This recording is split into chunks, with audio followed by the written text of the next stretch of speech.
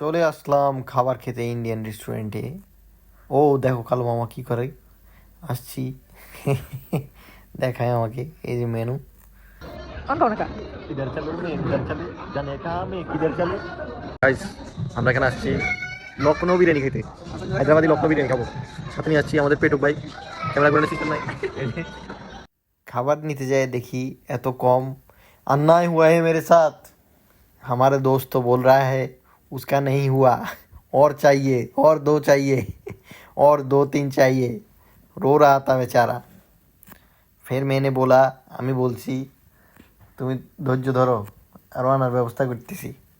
তারপর এই যে তার জন্য আরও নিয়ে আসছে। খা বসে বসে খা, খাইতে থাক, এখানেই থাক, আজকে যাওয়ার দরকার নাই, ঘুমা, খায় আর ঘুমা। আবার কয়েকদিন আরও দে আবার চায়। আমি বললাম যে না আমি জায়গা আর ভাল লাগে না। এরপরে এবার বিল দেওয়ার পালা। আমি ওরে দে ধাক্কাই তুই দে, ও আমার ধাক্কায় তুই দে, এভাবে ধাক্কা ধাক্কি করতে করতে এক সময় আইসা দোস্ত বিল দিয়ে দিছে। খোদা হাফেজ, বাই বাই। ও সরি গাইজ, বিদায় নিয়ে নিছি কিন্তু ভিডিও এখনও রয়ে গেছে। আর ধর না একটু কথা বলি। ওই দেখো দোস্ত আমাকে ধাক্কায়, আমি দোস্তকে ধাক্কাই, এখন ধাক্কা ধাক্কি চলতেছে। ধাক্কা ধাক্কি করতে করতে করতে করতে দোস্ত কার্ড দিয়ে দিছে, বিল দিয়ে দিছে।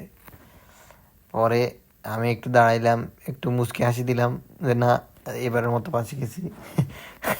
আবার দেখা যাবে, আবার দেখা হবে আবারও কোনো এক সময় অন্য কোনো রেস্টুরেন্টে। আবার এই যে পেটুক দোস্ত আবার দান খয়রাত করে ভালো। মন যার পেট যত বড় মন তত বড়।